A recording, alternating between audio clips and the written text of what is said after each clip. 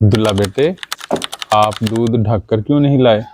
اللہ کے نبی صلی اللہ علیہ وسلم کے پاس ایک صحابی دودھ لے کر آیا تو آپ صلی اللہ علیہ وسلم نے اس صحابی کو کہا، اللہ خمرتہ ولو ان تعرض علیہ عودا، کہ اس برتن کو تم ڈھک کر کیوں نہیں لائے؟ چاہے اس پر لکڑی کا کوئی ٹکڑا رکھ کر لیا تھا، لیکن ڈھک کر لانا چاہیے تھا۔ تو نبی صلی اللہ علیہ وسلم نے فرمایا، اُوتُوا الْإِنَاءَ وَأَوْفُوا السِّقَاءَ، کہ اپنے برتنوں کو ڈھک دیا کرو اور اپنے مشکیزوں کے منہ بند کر دیا کرو۔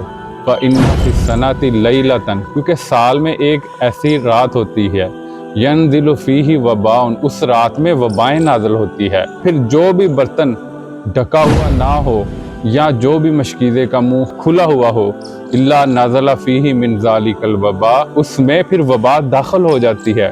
تو اس لیے یہ میسج خاص کر ان ماؤں بہنوں سے ہے جو کچن کا کام کرتی ہیں اور اکثر ان سے برتن انڈھکے رہ جاتے ہیں، تو ان کے لیے یہ خاص میسج ہے کہ اپنے برتنوں کے منہ ہمیشہ رات کو سونے سے پہلے بھی برتنوں کو ڈھک کر سویا کریں، اور ہمیشہ جب بھی واپس آئیں کچن سے تو برتنوں کے منہ ڈھک دیا کریں۔ یہ اللہ کے نبی صلی اللہ علیہ وسلم کی سنت ہے۔